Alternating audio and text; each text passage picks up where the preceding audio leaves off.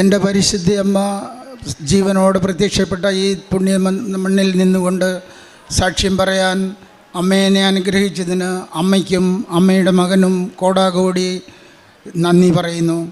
എൻ്റെ പേര് Joseph T D. ഞാൻ കർമ്മൽറാം മൗണ്ട് കാർമൽ ഫൊറോന ചർച്ച് ബാംഗ്ലൂരിൽ നിന്ന് വരുന്നു. ഇതെൻ്റെ ഭാര്യയുടെ ഇളയ സഹോദരനാണ് മാർട്ടിൻ തോമസ്. ഈ വർഷം ഏപ്രിൽ 16 എൻ്റെ ബ്ലഡ് ടെസ്റ്റ് ചെയ്തപ്പോൾ എനിക്ക് ഡെങ്കുവും ടൈഫോയിഡും ഒന്നിച്ച് വന്നിരിക്കുന്നുവെന്ന് പോസിറ്റീവാണെന്ന് ടെസ്റ്റ് റിപ്പോർട്ട് വന്നു. അപ്പോൾ എൻ്റെ ഡോക്ടർ എന്നോട് പറഞ്ഞു, നമുക്ക് ആദ്യം ഡെങ്കുവിന് ചികിത്സിക്കാം, അത് സുഖമായിട്ട് പിന്നെ ടൈഫോയിഡിന് ചികിത്സിക്കാമെന്ന് പറഞ്ഞു. അങ്ങനെ എൻ്റെ ഡെങ്കുവിന് വേണ്ടി എൻ്റെ ബ്ലഡ് ടെസ്റ്റ് ചെയ്തപ്പോൾ ആദ്യത്തെ ടെസ്റ്റിൽ എൻ്റെ ഹീമോഗ്ലോബിൻ 8 ആയിരുന്നു. രണ്ടാമത് ചെയ്തപ്പോൾ അത് 7.5 മൂന്നാമത് ചെയ്തപ്പോൾ അത് 7 നാലാമത് ചെയ്തപ്പോൾ അത് 6.8 അപ്പം ഡെങ്കു നെഗറ്റീവായി. അത് കഴിഞ്ഞ് ടൈഫോയിഡും നെഗറ്റീവായി. അപ്പോൾ എന്നോട് പറഞ്ഞില്ല, എൻ്റെ ഫാമിലി ഡോക്ടർ എൻ്റെ മോനോട് പറഞ്ഞു, ഡാഡിയുടെ ബ്ലഡിൽ ബാഡ് സെൽസ് 65% അതുകൊണ്ട് നമുക്കിതിന് വിശദമായൊരു പരിശോധന നടത്തിയെങ്കിലേ പറ്റത്തുള്ളൂ. അതുകൊണ്ട് നിങ്ങൾ സെൻറ്റ് ജോൺസ് മെഡിക്കൽ ഹോസ്പിറ്റൽ ബാംഗ്ലൂരിലേക്ക് പൊക്കോളാൻ പറഞ്ഞു. അദ്ദേഹത്തിന് പരിചയമുള്ള ഒരു പ്രൊഫസറെ പരിചയപ്പെടുത്തുകയും ചെയ്തു. ഞങ്ങൾ അവിടെ ചെന്ന് അഡ്മിറ്റായി. അവർ ടെസ്റ്റുകളൊക്കെ നടത്തിയപ്പോൾ എനിക്ക് AML എന്ന് പറയുന്ന അസുഖമാണ്, അതായത് ബ്ലഡ് ക്യാൻസറിൻ്റെ ഒരു വകുപ്പാണ്. ഇത് സ്റ്റേജ് കണക്കിനല്ല, ഇതിന് 3 ടൈപ്പാണിതുള്ളത്. Type 1, type 2, type 3. ടൈപ്പ് 1 പെട്ടെന്ന് ചികിത്സിച്ച് ഭേദമാക്കാൻ പറ്റും. ടൈപ്പ് 2 ചികിത്സിച്ച് താമസമാകും, പക്ഷെങ്കിൽ സുഖമാകും. പക്ഷേ ടൈപ്പ് 3 ആണെങ്കിൽ യാതൊരു ചികിത്സയും ഇതിന് ഫലിക്കത്തില്ല. അതുകൊണ്ട് അവർ തീരുമാനിച്ചു, എനിക്ക് മരുന്ന് തരാൻ തുടങ്ങാൻ പറഞ്ഞു. ഒരു 7 സൈക്കിൾ ചെയ്യണമെന്ന് പറഞ്ഞു. ഒരു സൈക്കിളിൽ 7 ഇഞ്ചക്ഷനും 28 ഗുളികയുമാണ്. അപ്പോൾ ആദ്യത്തെ മാസത്തെ അത് തുടങ്ങാമെന്ന് പറഞ്ഞു. അപ്പോൾ ഇതിനു മുമ്പ് തിങ്കളാഴ്ച ദിവസം രാവിലെ എൻ്റെ ചേട്ടൻ്റെ മകൻ ബാംഗ്ലൂരിലുണ്ട്. അവൻ്റെ ഒരു കൂട്ടുകാരനാണ് മെഡിക്കൽ കോളേജിലെ ന്യൂറോളജിയുടെ ഹെഡ്. അദ്ദേഹം ഇവർ രണ്ടുപേരും കൂടെ എന്നെ കാണാൻ വന്നു. അദ്ദേഹം എൻ്റെ ഫയൽ നോക്കിയിട്ട് പറഞ്ഞു, ഇത് ബ്ലഡ് ക്യാൻസറാണ്, ഇതിന് ചികിത്സയൊന്നുമില്ല, അതുകൊണ്ട് നമുക്കൊന്ന് പ്രാർത്ഥിക്കാമെന്ന് പറഞ്ഞ് പുള്ളിയുടെ ഈ ധ്യാനഗുരുക്കന്മാർ കൊണ്ടുപോകുന്ന പോലെ പുള്ളിയുടെ കയ്യിലൊരു കുരിശുണ്ട്, അത് വെച്ചെൻ്റെ തലയിൽ കൈവച്ച് പ്രാർത്ഥിച്ച് നല്ല മരണത്തിന് വേണ്ടി. അങ്ങനെ എന്നിട്ട് പോകാൻ നേരം പുള്ളി എന്നോട് പറഞ്ഞു, ഞാൻ പറഞ്ഞതായിട്ട് അവരോട് പറയണ്ട, അവർ തന്നെ വന്ന് നിങ്ങൾക്ക് എല്ലാം വിശദീകരിച്ച് തരുമെന്ന് പറഞ്ഞു. അങ്ങനെയാണ് എൻ്റെ ഡോക്ടർ വന്ന് പറഞ്ഞത്, നമുക്ക് ഇന്ന് തന്നെ ചികിത്സ തുടങ്ങാം. 7 ഇഞ്ചക്ഷനും 28 ഗുളികകളും. അങ്ങനെ അപ്പോൾ ഇതാണ് സ്ഥിതി എന്നറിഞ്ഞു കഴിഞ്ഞപ്പം ഞാൻ എൻ്റെ വികാരിയച്ഛനെ വിളിച്ചു. എൻ്റെ ആദ്യത്തെ വികാരിയച്ഛൻ, ഞങ്ങളുടെ ബാംഗ്ലൂരിലെ പള്ളി പണിയിച്ച് തന്ന ഒരു അച്ഛനുണ്ട്. അദ്ദേഹം ഇപ്പോൾ റിട്ടയറായിട്ട് ഇവിടെ പാലായിലാണ്. അപ്പം ഞാൻ അദ്ദേഹത്തിനെ വിളിച്ചിട്ട് പറഞ്ഞു, അച്ഛാ ഇതാണ് എൻ്റെ സ്ഥിതി, ഞാൻ സെൻറ്റ് ജോൺസിൽ അഡ്മിറ്റാണ്, അതുകൊണ്ട് ഞാൻ മരിച്ചാൽ അച്ഛൻ വന്ന് എൻ്റെ ശവസംസ്കാര ശുശ്രൂഷ നടത്തണം. അച്ഛനായിരിക്കണം വീട്ടിലും പള്ളിയിലും സെമിത്തേരിയിലും എൻ്റെ മുഖ്യ കാർമ്മികനായിട്ട് എൻ്റെ ശവസംസ്കാര ശുശ്രൂഷ നടത്തണം. അപ്പോൾ എടുത്ത വായിൽ എൻ്റെ അച്ഛൻ എന്നോട് പറഞ്ഞു, എടാ അതിന് നീ ഒരു 10 വർഷം കൂടെ കഴിഞ്ഞല്ലേ മരിക്കത്തുള്ളൂ, എന്നാലും ഞാൻ വന്നെല്ലാം ചെയ്തോളാമെന്ന് പറഞ്ഞു. അത് കഴിഞ്ഞ് ഞാൻ ഈ അളിയനെ വിളിച്ചു. അപ്പോൾ അളിയൻ പറഞ്ഞു, നിങ്ങൾക്ക് കയറ്റുന്ന മരുന്നിൻ്റെ ഒരു ഫോട്ടോ അയച്ചു തരാൻ പറഞ്ഞു. ഞാൻ ആ ഫോട്ടോ അയച്ചു കൊടുത്തു. പുള്ളി ഈ രോഗത്തെക്കുറിച്ച് ഭയങ്കര റിസർച്ചൊക്കെ നടത്തിയപ്പോൾ പുള്ളിക്ക് മനസ്സിലായി ഇത് വളരെ മാരകമായിട്ടുള്ളൊരു അസുഖമാണ്. അപ്പോൾ എന്നാ ഡിസ്ചാർജ് ആകുന്നതെന്ന് ചോദിച്ചു. അപ്പം ഞാൻ പറഞ്ഞു വ്യാഴാഴ്ചയാണ്. വ്യാഴാഴ്ച വൈകിട്ട് തന്നെ അളിയൻ ബാംഗ്ലൂരിൽ വന്നിട്ട് എന്നോട് പറഞ്ഞു, നമുക്ക് വെള്ളിയാഴ്ച തന്നെ കൃപാസനത്തിലേക്ക് പോകാം, അതിനുവേണ്ടിയാണ് ഞാൻ വന്നത്, കൂട്ടിക്കൊണ്ട് പോകാൻ. അപ്പോൾ എൻ്റെ മോനോട് പറഞ്ഞു, ഡാഡി ഈ മാസം ഒരുപാട് അവധി എടുത്തതല്ലേ, ഈ വെള്ളിയാഴ്ച ഇനി അവധി എടുക്കാൻ പറ്റത്തില്ല, അതുകൊണ്ട് നമുക്ക് അടുത്ത ആഴ്ചയോ അല്ലെങ്കിൽ പോകാമെന്ന് പറഞ്ഞു.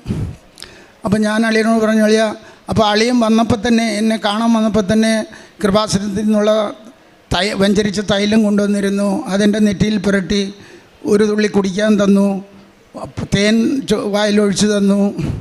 അങ്ങനെ അന്ന് മുതൽ ഭക്ഷണത്തിന് മുമ്പ് ഉപ്പ് കഴിക്കാൻ തുടങ്ങി. അങ്ങനെ എല്ലാ കാര്യങ്ങളും ചെയ്തുകൊണ്ടിരുന്നു. അപ്പോൾ അങ്ങനെയാണ്. അപ്പോൾ ഞാൻ അളിയനോട് പറഞ്ഞു ഈ ആഴ്ച പറ്റത്തില്ല, അപ്പോൾ അളിയൻ തിരിച്ചു പൊക്കോളാൻ പറഞ്ഞു. അപ്പോൾ പിറ്റത്തെ വെള്ളിയാഴ്ച, അതായത് 10-ാം തീയതി, ഈ മാസം 10-ാം തീയതി വരാമെന്ന് ഞങ്ങൾ തീരുമാനിച്ചു. ഒരു വണ്ടിയൊക്കെ ബുക്ക് ചെയ്തു. അപ്പം മോൻ വന്ന് പറഞ്ഞു, ഡാഡി അടുത്ത വെള്ളിയാഴ്ച പോകാൻ പറ്റത്തില്ല എന്ന് പറഞ്ഞു. അപ്പോൾ ഞാൻ ഉടനെ അളിയനെ വിളിച്ചിട്ട് പറഞ്ഞു, അളിയ അവൻ പറയുന്ന ഈ ആഴ്ചയിലും പറ്റത്തില്ല, നമുക്ക് മെയ് മാസത്തിൽ പോകാമെന്ന് പറഞ്ഞു. അപ്പോൾ അളിയൻ പറഞ്ഞു, നിങ്ങൾക്കിതിൻ്റെ സീരിയസ്നെസ് മനസ്സിലാകുന്നില്ല, ഞാൻ അവനോട് സംസാരിക്കാമെന്ന് പറഞ്ഞ് എൻ്റെ ഫോൺ കട്ട് ചെയ്തിട്ട് അവൻ മോനുമായിട്ടിരുന്നൊരു 4 മിനിറ്റ് സംസാരിച്ചിട്ട് കഴിഞ്ഞപ്പോൾ മോൻ താഴെ വന്നിട്ട് പറഞ്ഞു, ഡാഡി നമുക്ക് അടുത്ത വെള്ളിയാഴ്ച തന്നെ പോകാം. ഞങ്ങൾ 10-ാം തീയതി ഞങ്ങളിവിടെ വന്നു. 10-ാം തീയതി വൈകിട്ട് 7 മണിക്ക് ഞങ്ങളിവിടെ എത്തിച്ചേർന്നു. ഈ കോമ്പൗണ്ടിലേക്ക് കയറിയപ്പോൾ ഞാൻ അമ്മയോട് പറഞ്ഞത്, അമ്മേ എന്നെ അമ്മയുടെ പ്രത്യക്ഷീകരണത്തിൻ്റെ ഒരു സാക്ഷിയാക്കണമേ എന്ന് പറഞ്ഞുകൊണ്ടാണ് ഞാൻ ഈ കോമ്പൗണ്ടിലേക്ക് തന്നെ കയറിയത്. അത് തന്നെ ഈ കോമ്പൗണ്ടിൽ നിന്ന് ഇറങ്ങുന്നിടം വരെ ഞാൻ പറഞ്ഞുകൊണ്ടിരുന്നു. അമ്മ പ്രത്യക്ഷപ്പെട്ട സ്ഥലത്ത് പോയി പ്രാർത്ഥിച്ചു. അങ്ങനെ അത് കഴിഞ്ഞ് ഞങ്ങൾ റൂമിലേക്ക് പോയി. പിറ്റേ ദിവസം രാവിലെ ഇവിടെ വന്നു, ദിവ്യബലിയിൽ പങ്കെടുത്തു. അത് കഴിഞ്ഞ് ഉടമ്പടി എടുത്തു. ഉടമ്പടി കഴിഞ്ഞ് ആദ്യം ഉടമ്പടി എടുക്കുമ്പോൾ അച്ഛനെ കാണാനുള്ള സൗകര്യമില്ല. പക്ഷേങ്കിൽ എനിക്ക് ദൈവം ഒരു അനുഗ്രഹം തന്നു, അച്ഛനെ കാണാനുള്ള സൗകര്യം കിട്ടി. അച്ഛൻ എൻ്റെ തലയിൽ കൈവച്ച് പ്രാർത്ഥിച്ചു, നെറ്റിയിൽ തൈലം പൂശി ഒരു കാശ് രൂപം തന്നു. അങ്ങനെ മുറിയിൽ അന്ന് വൈകുന്നേരം ഞങ്ങൾ ഇവിടെ തന്നെയായിരുന്നു. വൈകിട്ട് മുറിയിലേക്ക് ഞങ്ങൾ മേളത്തെ മുറിയിലാണ് താമസിക്കുന്നത്. എനിക്ക് സ്റ്റെപ്പ് കയറാൻ പറ്റാത്തൊരവസ്ഥയായിരുന്നു. ഒരു കണക്കിന് കയറി. പക്ഷെ ഞായറാഴ്ച രാവിലെ ഞാൻ എഴുന്നേറ്റപ്പോൾ എനിക്ക് തന്നെ തോന്നി എൻ്റെ സകല അസുഖങ്ങളും മാറി, ഞാൻ ഫുൾ ഫ്രഷായി എന്ന് എനിക്ക് തോന്നി. അങ്ങനെ ഞങ്ങൾ ഞായറാഴ്ച രാവിലെ അർത്തുങ്കൽ പള്ളി പോയി രാവിലത്തെ ബലി സംബന്ധിച്ചിട്ട് ഞങ്ങൾ തിരിച്ച് ബാംഗ്ലൂരിലേക്ക് പോയി. അപ്പോൾ തിങ്കളാഴ്ച അഡ്മിറ്റാകാൻ പറഞ്ഞിരുന്നതാണ്. അപ്പോൾ തിങ്കളാഴ്ച ഞങ്ങൾ സെൻറ്റ് ജോൺസിൽ ചെന്ന് അഡ്മിറ്റായപ്പം 3 സൈക്കിൾ കഴിഞ്ഞിട്ട് ബോൺമാരോ ചെയ്യാമെന്നുള്ളതെന്നാണ് ഡോക്ടർ ആദ്യം പറഞ്ഞത്. പക്ഷേ ഞാൻ അഡ്മിറ്റായ ഉടനെ തന്നെ ഡോക്ടർ പറഞ്ഞു, നമുക്കൊരു ബോൺമാരോ എടുത്ത് നോക്കാം, എന്നിട്ട് നമ്മൾ മുമ്പോട്ടുള്ള ചികിത്സയെക്കുറിച്ച് ചിന്തിക്കാമെന്ന് പറഞ്ഞു. അങ്ങനെ തിങ്കളാഴ്ച ബോൺമാരോ എടുത്തു. ചൊവ്വാഴ്ചയായി, ബുധനാഴ്ചയായി, ഇവരൊന്നും എന്നോട് പറയുന്നില്ല. ബുധനാഴ്ച എൻ്റെ റെസിഡൻറ്റ് ഡോക്ടർ വന്നിട്ട് പറഞ്ഞു, റിപ്പോർട്ടൊക്കെ വന്നു, പക്ഷേ ഞങ്ങൾ പറയുന്നില്ല. ഞങ്ങളുടെ പ്രൊഫസർ, നിങ്ങൾ കാണുന്ന പ്രൊഫസറില്ലേ, പുള്ളി വന്നിട്ട് നിങ്ങളോട് വ്യാഴാഴ്ച 3 മണിക്ക് റിപ്പോർട്ട് പറയുമെന്ന് പറഞ്ഞു. അങ്ങനെ വ്യാഴാഴ്ച 3 മണിക്ക് ഡോക്ടർ ചൈതന്യ വന്നിട്ട് എന്നോട് പറഞ്ഞു, എൻ്റെ ജീവിതത്തിൽ ഞാൻ ഇതുപോലൊരു പേഷ്യൻറ്റിനെ കണ്ടിട്ടില്ല. ഒരു സൈക്കിളിന് ശേഷം ലോകത്തിൽ ഒരു രോഗിക്കും ഇങ്ങനെ ഒരു ബ്ലഡിൽ വ്യത്യാസം വരത്തില്ല. പക്ഷെ നിങ്ങളുടെ ബ്ലഡിൽ 1% ബാഡ് സെൽസാണ്. 65% ബാഡ് സെൽസ് ഉണ്ടായിരുന്ന എൻ്റെ ബ്ലഡിൽ ഒരു ബാഡ് സെൽസും ഇല്ല എന്നുള്ളതാണ് റിപ്പോർട്ട്. എനിക്ക് വിശ്വസിക്കാൻ പറ്റുന്നില്ല ഇതെങ്ങനെയാണ് സംഭവിച്ചതെന്ന്. അപ്പോൾ ഞാൻ പറഞ്ഞു, ഡോക്ടറെ ഞങ്ങൾ വെള്ളിയാഴ്ച കൃപാസനത്തിൽ പോയിട്ടുണ്ടായിരുന്നു. ശനിയാഴ്ച ഞങ്ങൾ കൃപാസനത്തിൽ ഉടമ്പടി എടുത്തു. അപ്പോൾ അച്ഛൻ തലേ കൈവച്ച് പ്രാർത്ഥിച്ചു. അങ്ങനെ അപ്പോൾ അദ്ദേഹം പറഞ്ഞു, ഇതൊരു മിറാക്കിളാണ്, ദൈവത്തിനല്ലാതെ ആർക്കും ഇത് സുഖപ്പെടുത്താൻ പറ്റത്തില്ല, ഇത് ദൈവം നിങ്ങളോട് ചെയ്ത ഒരു വലിയ അനുഗ്രഹമാണ്. ഡോക്ടർ അത് പുള്ളി അപ്പം തന്നെ പറഞ്ഞു, എനിക്കിത് ഒരിക്കലും വിശ്വസിക്കാൻ പറ്റുന്നില്ല, ഇത് ഒരിക്കലും ഇങ്ങനെ സംഭവിക്കത്തില്ല. ഒരു 3-4 സൈക്കിൾ കഴിഞ്ഞിട്ട് ഈ ബ്ലഡിലെ ബാഡ് സെൽസിന് എന്തെങ്കിലും ഒരു വ്യത്യാസം വരത്തുള്ളൂ. പക്ഷേ ഇത് ഒരു സൈക്കിൾ കഴിഞ്ഞപ്പോൾ തന്നെ ഒരു ബാഡ് സെല്ലും ഇല്ലാതെ എൻ്റെ അമ്മയും തിരുക്കുമാരനും കൂടി എനിക്ക് സൗഖ്യം നൽകി. അപ്പോൾ അടുത്ത സ്റ്റേജുകളെക്കുറിച്ചൊന്നും ഡോക്ടർ പറഞ്ഞില്ല, കാരണം അദ്ദേഹം UK പോയിരിക്കുകയാണ്, ഇനി 30-ാം തീയതി വരത്തുള്ളൂ. പക്ഷേ അല്ല, എന്നെ സംബന്ധിച്ചോളം എനിക്ക് ഈ മരുന്നെടുക്കുമ്പം തന്നെ ഡോക്ടർ പറഞ്ഞ് 7 സൈഡ് എഫക്റ്റുകളോളം വരും, അത് വരും. പക്ഷേ എനിക്ക് ഒരു സൈഡ് എഫക്റ്റും വന്നില്ല. കാരണം ഞാൻ കൃപാസനത്തിലെ എല്ലാ സാധനങ്ങളും ഉപയോഗിച്ചുകൊണ്ടിരുന്നു, തൈലം ഉപയോഗിച്ചുകൊണ്ടിരുന്നു, തേൻ കുടിച്ചുകൊണ്ടിരുന്നു, ഉപ്പ് കുടിച്ചുകൊണ്ടിരുന്നു. അതുകൊണ്ട് ഒരു സൈഡ് എഫക്റ്റും ഉണ്ടായില്ല. ഡോക്ടർമാർക്ക് തന്നെ അതിശയമാണ്, ഇതെന്താ ഈ മനുഷ്യന് ഒരു സൈഡ് എഫക്റ്റും ഉണ്ടാകുന്നില്ല എന്ന്. അങ്ങനെ ദൈവവും തിരുക്കുമാരനും കൂടി തന്ന ഈ സൗഖ്യത്തിന് ഞാനൊരു 1000 കോടി നന്ദി പറയുന്നു. പിന്നെ ഞാൻ ഈ 4 ദിവസവും ആശുപത്രിയിൽ അഡ്മിറ്റായിരുന്നപ്പോൾ ഞങ്ങൾ ഇവിടുന്ന് കുറേ കൃപാസനം പേപ്പർ കൊണ്ടുപോയിട്ടുണ്ടായിരുന്നു. അതെല്ലാം എൻ്റെ അളിയനാണ് ബാംഗ്ലൂരിൽ ഡിസ്ട്രിബ്യൂട്ട് ചെയ്തത്. കാരണം ഞാൻ അഡ്മിറ്റല്ലേ. അപ്പോൾ ഇനിയും ഞാൻ തീരുമാനിച്ചു ഈ ഉടമ്പടിയിൽ പറയുന്ന എല്ലാ കാര്യങ്ങളും തിരിച്ച് ബാംഗ്ലൂർ ചെന്ന് കഴിഞ്ഞാൽ എനിക്ക് ചെയ്യണം. അപ്പോൾ എന്നെ ആദ്യം കണ്ട് ബ്ലഡ് ക്യാൻസറാന്ന് പറഞ്ഞ ഡോക്ടർ ഈ വിവരം അറിഞ്ഞപ്പോൾ തന്നെ പുള്ളി അവിടെയുള്ള എല്ലാ ഡോക്ടേഴ്സിനും മെസ്സേജ് അയച്ചു, ഇതൊരു മിറാക്കിളാണ്, അല്ലെങ്കിൽ ഈ അസുഖം ഒരിക്കലും മാറേണ്ട അസുഖമല്ല. അങ്ങനെ അമ്മ എന്നെ വളരെയധികം സഹായിച്ചു. ഞാൻ കാരുണ്യപ്രവൃത്തികൾ എന്നും ചെയ്തിട്ടുണ്ട്. എന്നോട് ആര് സഹായം ചോദിച്ചാലും ഞാൻ സഹായിക്കും. ഇപ്പോൾ ഞങ്ങൾ അവിടെ ഒരു 300 പേർക്ക് ഭക്ഷണം കൊടുക്കുന്ന ഒരു സ്ഥലമുണ്ട്. അവിടത്തേക്ക് ഒരു ദിവസത്തെ ഭക്ഷണം കൊടുക്കാനുള്ള പൈസ കൊടുത്തു. പിന്നെ ഞാൻ എൻ്റെ മകനോട് പറഞ്ഞത്, നിനക്ക് എത്ര ശമ്പളം, എത്ര ഇതൊന്നും എനിക്കറിയണ്ട, പക്ഷേ എല്ലാ വർഷവും നീ കണക്ക് കൂട്ടി ദശാംശം എന്നെ ഏൽപ്പിക്കണം, അതെനിക്ക് നിർബന്ധമാണ്. അവൻ എല്ലാ വർഷവും കണക്ക് കൂട്ടി പറയും, ഡാഡി ഇത്ര രൂപയുണ്ട് ദശാംശം. അപ്പം ഞാനും എൻ്റെ ഭാര്യയും അവനും കൂടി ഇരുന്ന് തീരുമാനിക്കുക എങ്ങോട്ടൊക്കെയാണ് ഈ കാശ് കൊടുക്കേണ്ടത്. അത് ഞങ്ങൾ എല്ലാ വർഷവും ചെയ്തുകൊണ്ടിരിക്കുന്ന ഒരു കാര്യങ്ങളാണ്. അതുപോലെ തന്നെ ആര് സഹായത്തിന് വന്നാലും ഞാൻ സഹായിക്കും. അത് ഹിന്ദു ആണോ മുസ്ലിമാണോ ക്രിസ്ത്യനാണോ എന്നൊന്നും ഞാൻ നോക്കാറില്ല. ഞാൻ ജീവിതത്തിൽ സ്നേഹിക്കുകയും ബഹുമാനിക്കുകയും ചെയ്യാത്ത ഒരു സാധനമേ ഉള്ളൂ, അതാണ് പൈസ. എനിക്ക് പൈസ ചിലവാക്കാനുള്ള സാധ്യത ആർക്ക് വേണ്ടിയും, എൻ്റെ കയ്യിലുള്ള പൈസ ആർക്ക് വേണ്ടിയും ചിലവാക്കുന്നതിന് എനിക്കൊരു മടിയുമില്ല. എന്നോട് ചോദിച്ചിട്ടുള്ള ഒരു മനുഷ്യനെ ഞാൻ നിരാശപ്പെടുത്തിയിട്ടില്ല. ഇതാണ് എൻ്റെ സാക്ഷ്യം. പരിശുദ്ധ അമ്മയുടെ ഉടമ്പടിയിൽ ഞങ്ങൾ എനിക്ക് വന്നതിന് ശേഷം എനിക്കുണ്ടായ രോഗശാന്തിയെക്കുറിച്ച് ഞാൻ ഇനി പറയാൻ ആഗ്രഹിക്കുന്നത്, എൻ്റെ വലത് കൈയുടെ വിരലുകളെല്ലാം മരവിച്ച അവസ്ഥയിലായിരുന്നു. എനിക്കൊരു ഫ്ലാസ്ക് തുറക്കാനോ, എനിക്ക് പശുവുണ്ട്, പശുവിനെ കറക്കാനോ പറ്റാത്ത അവസ്ഥയായി മാറി. അപ്പോഴാണ് ഞാൻ ഈ ഉടമ്പടി കഴിഞ്ഞതിന് ശേഷം അമ്മയുടെ തൈലം ഡേറ്റ് ഇട്ട് പ്രാർത്ഥിച്ചു. 30 ദിവസം കൊണ്ട് അമ്മേ നീ ഇത് മാറ്റി തരണമേ, ഞാൻ അമ്മയ്ക്ക് സാക്ഷ്യം പറയുന്നതായിരിക്കും. കാരണം എനിക്ക് പശുവിനെ കറക്കാൻ പറ്റാത്ത അവസ്ഥ എന്നെ സംബന്ധിച്ചിടത്തോളം വളരെ ബുദ്ധിമുട്ടുള്ള ഒരവസ്ഥയായിരുന്നു. അതുപോലെ ഒരു ഫ്ലാസ്ക് തുറക്കാൻ പറ്റാത്തതും. അങ്ങനെ പ്രാർത്ഥിച്ച് 30 ദിവസത്തിനുള്ളിൽ 26ാമത്തെ ദിവസം തന്നെ എൻ്റെ കൈയുടെ മരവിപ്പ് വിട്ടുമാറി. ഇപ്പോൾ ഏകദേശം 1 കൊല്ലത്തോളമായി അത് മാറി. എനിക്ക് പശുവിനെ കറക്കാനോ പുല്ലുവെട്ടാനോ അങ്ങനെയുള്ള എല്ലാ അസ്വസ്ഥതകളിൽ നിന്നും, ആയുർവേദത്തിൽ ഇതിനെ സ്തംഭം എന്ന് പറയുന്ന ഒരു തരം വാതരോഗമാണ്, അത് മാറ്റിത്തന്നു. പിന്നെ അനേകം വർഷങ്ങളായിട്ടുള്ള മലബന്ധത്തിൽ നിന്നും മാതാവ് എന്നെ അതിൽ നിന്നും വിടുവിച്ചു. വളരെ നാളുകളായിട്ട് ഞാൻ പരിശ്രമിച്ചുകൊണ്ടിരുന്ന ഒരു ഭൂമിയുടെ തരം മാറ്റൽ അത്ഭുതകരമായ വിധം മാതാവ് ഇടപെട്ട് ഒരു ദിവസം അച്ഛൻ്റെ ഡെയിലി ബ്രെഡ് പ്രാർത്ഥനയിൽ അച്ഛൻ പറഞ്ഞു, ഭൂമി തരം മാറ്റാൻ ആഗ്രഹിക്കുന്ന വ്യക്തികളുടെ മാതാവ് അതിൽ ഇടപെടുന്നു, അത് നടത്തി തരുന്നു. അങ്ങനെ ആ ഭൂമി തരം മാറ്റൽ കാര്യം അങ്ങനെ നടന്നു കിട്ടി. അങ്ങനെ നിരവധിയായ ചെറുതും വലുതുമായ അനുഗ്രഹങ്ങൾ മാതാവ് ഈ കഴിഞ്ഞ 1.5 വർഷത്തിനുള്ളിൽ എനിക്ക് ലഭിക്കാനിടയായി. എൻ്റെ പ്രേക്ഷിത പ്രവർത്തനങ്ങളാണെങ്കിൽ ഞാൻ 11 ഭാഷയിൽ മാതാവിൻ്റെ പത്രം, കൃപാസനം പത്രം ഡിസ്ട്രിബ്യൂട്ട് ചെയ്യുന്നതിന് ഇന്ത്യൻ ഭാഷകളിലും 4 ഫോറിൻ ഭാഷകളിലും അത് ഡിസ്ട്രിബ്യൂട്ട് ചെയ്യുന്നു.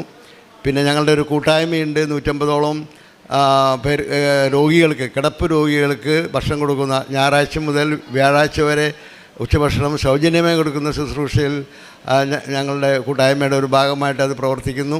അതുകൂടാതെ ഞങ്ങൾ അർഹിക്കുന്ന ദരിദ്രരായ കുടുംബങ്ങളെ കണ്ടെത്തി 1 മാസത്തേക്ക് ആവശ്യമുള്ള റേഷൻ സാധനങ്ങൾ വാങ്ങിച്ച് അവരെ വീടുകളിൽ എത്തിച്ചു കൊടുക്കുന്ന കാര്യങ്ങൾ ചെയ്യുന്നു. ആശുപത്രിയിൽ രോഗികളെ കണ്ട് അവർക്ക് മരുന്ന് മേടിക്കാൻ കാശില്ലാത്തവരാണെങ്കിൽ അത് ഞങ്ങളുടെ കൂട്ടായ്മയിൽ എൻ്റെ കയ്യിൽ നിന്ന് എടുക്കാൻ പറ്റുന്ന എടുക്കും, അല്ലാത്തത് കൂട്ടായ്മയിൽ പറഞ്ഞ് അവരിൽ നിന്ന് സംഘടിപ്പിച്ച് അവർക്ക് മരുന്ന് എത്തിച്ചു കൊടുക്കുന്നു. അഗതി മന്ദിരങ്ങൾ സന്ദർശിച്ച് ഞങ്ങൾ കൂട്ടായ്മയായിട്ട് സന്ദർശിച്ച് അവർക്ക് അവരെ അവിടെ കഴുകി കൊടുക്കുന്നു, നഖം വെട്ടി കൊടുക്കുന്നു, മുടിവെട്ട്, ബാത്റൂം കഴുകി കൊടുക്കുക, അങ്ങനെയുള്ള കാര്യങ്ങളിലെല്ലാം ഏർപ്പെട്ടിരുന്നു. ഇവിടെ അളിയൻ സെൻറ്റ് ജോൺസ് മെഡിക്കൽ കോളേജിൽ കിടക്കുന്ന സമയത്ത് അന്ന് ഞങ്ങൾ ഇവിടുന്ന് ജസ്റ്റ് പോയിട്ടുള്ളൂ, 11-ാം തീയതി ഇവിടുന്ന് പോയുള്ളൂ. അളിയൻ പിറ്റേ ദിവസം അഡ്മിറ്റായി. അപ്പോൾ അതിന് ചുറ്റും ബാംഗ്ലൂർ 5-6 ഭാഷ സംസാരിക്കുന്ന ആളുകളുള്ള സ്ഥലമാണ്. ഞങ്ങളിവിടുന്ന് 6 ഭാഷയിലുള്ള കൃപാസനം പത്രം കൊണ്ടുപോയിരുന്നു. അളിയനകത്തവിടെ കിടക്കുന്നു. ഞാൻ പുറത്ത് നടന്ന് വിവിധ ഭാഷകളിൽ ആൾക്കാരെ കണ്ടെത്തി അവർക്ക് പത്രം കൊടുക്കുന്ന അവിടെ ചെയ്തുകൊണ്ടിരിക്കുകയായിരുന്നു. അത് ഒരു കാര്യങ്ങൾ ഞങ്ങൾക്ക് സാധിച്ചിട്ടുണ്ട്. പിന്നെ ഞങ്ങളെല്ലാ മാസത്തിൽ 3-4 പ്രാവശ്യം വയനാട് ഉന്നതിയിൽ നിന്നും അക്രൈസ്തവരുടെ ഇടയിൽ പ്രവർത്തിച്ച് 30-40 പേരോളത്തോളം കുറയാതെ എല്ലാ മാസവും അമ്മയുടെ അടുത്തേക്ക് കൊണ്ടുവരുന്നു. അതിൻ്റെ കൂടെ കുറേ ഉടമ്പടി പുതുക്കാനുള്ളവർ വരാറുണ്ട്. പക്ഷേ അവർ പലരും പറയുന്നത് ഞങ്ങൾ വർഷം 2 വർഷം 3 വർഷമൊക്കെമായി, പക്ഷേ ഞങ്ങളുടെ നിയോഗങ്ങളൊന്നും കിട്ടിയിട്ടില്ല. അപ്പോൾ ചോദിച്ചപ്പോൾ മാതാവ് ആഗ്രഹിക്കുന്ന കൊച്ചു കൊച്ചു കാര്യങ്ങൾ അവർ ചെയ്യാൻ അവർക്ക് മനസ്സിലായിട്ടില്ല. അങ്ങനെ ഈ ഉടമ്പടി എടുത്തവരെ ആഴപ്പെടുത്താനായിട്ട് മാതാവ് ഞങ്ങളെ ഒത്തിരി ഉപയോഗിച്ചിട്ടുണ്ട്. അതിനുശേഷം അവർക്ക് വലിയ വലിയ അനുഭവങ്ങളുണ്ടായി. അവരൊക്കെ പലരും ഇവിടെ ഒന്ന് സാക്ഷ്യം പറഞ്ഞിട്ടുണ്ട്. കഴിഞ്ഞ മാസം സോറിയാസിസ് മാറിയ ഒരു ആദിവാസി ഉന്നതിൽ നിന്നും പ്രേമ എന്ന് പറഞ്ഞ സഹോദരി 8 ദിവസത്തിനുള്ളിൽ അവരുടെ സോറിയാസിസ് മാറിയതായിട്ട് ഇവിടെ സാക്ഷ്യപ്പെടുത്തിയായിരുന്നു. അതുപോലെ ഞങ്ങളുടെ കൂട്ടായ്മയിൽ ഇവിടെ വന്നിട്ടുള്ള ഒത്തിരി പേര് ഇവിടെ ഒന്ന് സാക്ഷ്യം പറഞ്ഞിട്ടുണ്ട്. ഒത്തിരി പേര് ഇവിടെ നിന്ന് ഉടമ്പടി എടുക്കാൻ സാധിച്ചിട്ടുണ്ട്. പിന്നെ ഒരു കൂട്ടായ്മയായിട്ട് പ്രവർത്തിക്കാനായിട്ട് മാതാവ് ഞങ്ങളെ ഉപയോഗിച്ചുകൊണ്ടിരിക്കുന്നു. ഇത്രയും കാര്യങ്ങൾക്ക് പരിശുദ്ധ അമ്മയ്ക്കും തിരുക്കുമാരനും കൊടാനുകൂടി നന്ദി പറഞ്ഞുകൊണ്ട് എൻ്റെ സാക്ഷ്യം ഞാൻ പരിശുദ്ധ അമ്മയുടെ മുഖത്ത് സമർപ്പിക്കുന്നു. വിശുദ്ധ യോഹന്നാൻ്റെ സുവിശേഷം 4-ാം അധ്യായം 52-53 തിരുവചനങ്ങൾ. ഏത് സമയത്താണ് അവൻ്റെ സ്ഥിതി മെച്ചപ്പെട്ടത് എന്ന് അവൻ അന്വേഷിച്ചു. ഇന്നലെ 7-ാം മണിക്കൂറിൽ പനി വിട്ടുമാറി എന്ന് അവർ പറഞ്ഞു. നിന്റെ മകൻ ജീവിക്കുമെന്ന് യേശു പറഞ്ഞ ആ മണിക്കൂറിൽ തന്നെയാണെന്ന് ആ പിതാവ് മനസ്സിലാക്കി. അവനും കുടുംബവും മുഴുവനും വിശ്വസിച്ചു. മാർട്ടിൻ, ജോസഫ് എന്നീ 2 അളിയന്മാരാണ് അൾത്താരയിൽ നിന്ന് സാക്ഷ്യം പറയാനായി വന്നിരിക്കുന്നത്. നാം സങ്കീർത്തനങ്ങളിൽ വായിക്കുന്നത് പോലെ സഹോദരങ്ങൾ ഒന്നിച്ച് വസിക്കുന്നത് എത്ര സുന്ദരം. അതിനെ ഉപമിക്കുന്നത് അഹറോൻ്റെ താടിയിൽ നിന്ന് താഴേക്ക് വീഴുന്ന, അങ്കിയിലേക്ക് വീഴുന്ന സുഗന്ധ തൈലം പോലെയാണെന്ന് ആ ഉപമ നൽകുന്നുണ്ട്. ഇവിടെ സഹോദരങ്ങൾ പരസ്പരം മത്സരിച്ച് പ്രാർത്ഥിക്കുന്ന ഒരു അവസ്ഥയാണ് നാം കാണുന്നത്. അളിയനായ ജോസഫിന് വേണ്ടി മാർട്ടിൻ ഉടമ്പടി എടുക്കുകയും അതേ തുടർന്ന് ജോസഫ് തന്നെ ഇവിടെ വന്ന് ഉടമ്പടിയെടുത്ത് പ്രാർത്ഥിക്കുകയും ചെയ്ത് ഉടൻ പരിഹാരം എന്ന വലിയ ബ്ലഡ് ക്യാൻസർ സൗഖ്യപ്പെട്ടതിൻ്റെ ഒരു വലിയ സാക്ഷ്യമാണിത്. ബഹുമാനപ്പെട്ട ജോസഫ് അച്ഛൻ നമ്മെ ഓർമ്മിപ്പിക്കാറുണ്ട് എന്തുകൊണ്ടാണ് നമ്മുടെ എല്ലാം ഉടമ്പടി അല്ലെങ്കിൽ നിയോഗങ്ങൾ ലാഗ് ചെയ്യുന്നതെന്ന്. അതിനൊക്കെയുള്ളൊരു ഉത്തരമാണ് ഇന്ന് ഈ സാക്ഷ്യത്തിലൂടെ നമ്മോട് ഇവർ ഏറ്റുപറയുന്നത്. ഈശോ പറയുന്നു, മുൻപന്മാർ പിൻപന്മാരും പിൻപന്മാർ മുൻപന്മാരുമാകുന്ന ഒരു ജീവിതക്രമത്തിൻ്റെ ഒരു കാലഘട്ടത്തിലാണ്, ഒരു മേഖലയിലാണ് നാം ഇന്ന് ജീവിക്കുന്നത്, നാം ഇന്ന് നിൽക്കുന്നത്. കാരണം ഇവർക്ക് ഇൻവെസ്റ്റ്മെൻറ്റ് അത്രമാത്രം ഉണ്ടെന്ന് മാർട്ടിൻ എന്ന സഹോദരൻ ഇവിടെ ഏറ്റുപറയുകയായിരുന്നു. ബഹുമാനപ്പെട്ട ജോസഫ് സാർ പറയുന്നത്, ഞാൻ എൻ്റെ മകനെ പഠിപ്പിച്ചിട്ടുണ്ട്, അവരുടെ കൃത്യമായ 1 വർഷത്തെ ശമ്പളത്തിൻ്റെ ദശാംശം നീ ദൈവത്തിന് കൊടുത്തിരിക്കണം. ഈശോ പറയുന്നത് പോലെ ദൈവത്തിനുള്ളത് ദൈവത്തിനും സർക്കാരിനുള്ളത് സർക്കാരിനും കൊടുക്കേണ്ടത് ആവശ്യമാണെന്ന് ഈശോ തന്നെ നമ്മെ പഠിപ്പിക്കുന്നുണ്ട്. അങ്ങനെ മകനെ പഠിപ്പിച്ചതിൻ്റെ ആ ഒരു വെളിച്ചത്തിൽ അദ്ദേഹം കൃത്യമായി തൻ്റെ ജീവിത രീതികളെ, ആ ക്രിസ്തീയ ജീവിതത്തെ ക്രമപ്പെടുത്തിയതിൻ്റെയും ഈശോയോടുള്ള സ്നേഹം ആഴപ്പെടുത്തിയതിൻ്റെയും ഒക്കെ ഒരു ഇൻവെസ്റ്റ്മെൻറ്റ് ഓൾറെഡി ഡിപ്പോസിറ്റഡ് ആയതുകൊണ്ട് ഈശോയ്ക്ക് ഇവർക്ക് അനുഗ്രഹം നൽകാൻ ഒട്ടും തന്നെ ബുദ്ധിമുട്ടില്ലായിരുന്നു എന്ന് നമുക്ക് മനസ്സിലാക്കാം. അതുപോലെ തന്നെ നമുക്ക് മനസ്സിലാകുന്നത് എന്തുകൊണ്ട് ദൈവം ചിലർക്ക് പെട്ടെന്ന് അനുഗ്രഹം നൽകുന്നു, ചിലത് ലാഗാകുന്നു എന്ന് അച്ഛൻ നമ്മെ എപ്പോഴും ഓർമ്മിപ്പിക്കുന്നുണ്ട്. എത്ര തന്നെ വലിയ അസുഖങ്ങളായിരുന്നാലും, ബഹുമാനപ്പെട്ട ജോസഫ് സാറിന് ഉണ്ടായത് ടൈഫോയിഡ് ടൈപ്പ് 3 ആയിരുന്നു. അതിൽ നിന്ന് ബ്ലഡ് ക്യാൻസർ ആണെന്നുള്ള ഡയഗ്നോസ് വന്നപ്പോഴും അതൊന്നും പതറാതെ ഒട്ടും തന്നെ എൻ്റെ ജീവിതം എല്ലാവരും അദ്ദേഹത്തെ തലയിൽ കൈവച്ച് അനുഗ്രഹിച്ച ഒരു നല്ല മരണത്തിന് വേണ്ടി തയ്യാറാക്കിക്കൊണ്ടിരുന്ന അവസരത്തിലാണ് വെറും 4 ദിവസത്തെ ഗ്യാപ്പിൽ അദ്ദേഹത്തിന് സൗഖ്യം ലഭിച്ചുവെന്ന് സാക്ഷ്യപ്പെടുത്തുന്നത്. നമുക്ക് ഈശോയ്ക്കും പരിശുദ്ധ അമ്മയ്ക്കും നന്ദി പറയാം. ഈ ദിവസങ്ങളിലെ സാക്ഷ്യങ്ങളെല്ലാം ജീവൻ മരണ പോരാട്ടത്തിലുള്ള വലിയ സാക്ഷ്യങ്ങളാണ് ഇവിടെ വന്ന് പറയുന്നത്. ഒരു സഹോദരൻ്റെ കാല് കൂട്ടിക്കെട്ടിയ ഒരു സാക്ഷ്യം നാം ഇപ്പോൾ ഈ ദിവസങ്ങളിൽ കണ്ടതാണ്. അതുപോലെ കണ്ണ് പഞ്ഞി വെച്ചടച്ചു മരിച്ചു എന്ന് റിപ്പോർട്ട് ചെയ്ത സാക്ഷ്യങ്ങൾ നാം ഈ ദിവസങ്ങളിൽ കണ്ടുകൊണ്ടിരിക്കുകയാണ്. നമ്മുടെ എല്ലാ സങ്കടങ്ങളെയും പരിശുദ്ധ അമ്മയുടെ മധ്യസ്ഥതയിൽ നമുക്ക് ഈശോയ്ക്ക് സമർപ്പിക്കാം. മാർട്ടിനും ജോസഫിനും ലഭിച്ച എല്ലാ അനുഗ്രഹങ്ങൾക്കും നന്ദി പറഞ്ഞുകൊണ്ട് നല്ലൊരു കയ്യടിയോടെ സാക്ഷ്യം നമുക്ക് സമർപ്പിക്കാം.